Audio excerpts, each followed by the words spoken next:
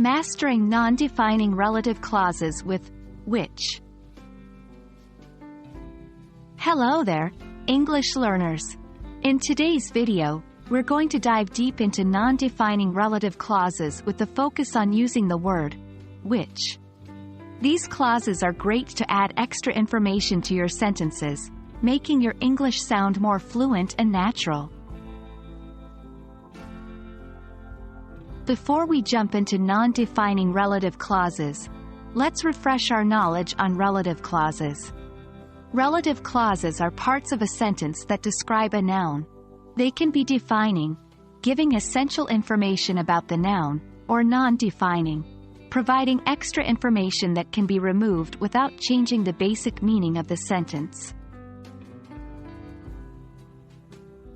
Now on to the star of our show. Non-defining relative clauses with which. Remember, we use these clauses to provide additional information about something mentioned previously in the sentence. For example, I visited the museum, which was incredibly fascinating. Here, which was incredibly fascinating, is the non-defining relative clause, adding more details about the museum. Remember, we use commas to separate non-defining relative clauses from the rest of the sentence. To help you understand this concept better, let's do some quizzes together. 1. John just finished his new book, blank, is thrilling. What fits in the blank? Correct, which. 2. We went to the local bakery, blank, has the best croissants. Right again, which. Keep practicing with such examples, and you'll master non-defining relative clauses in no time.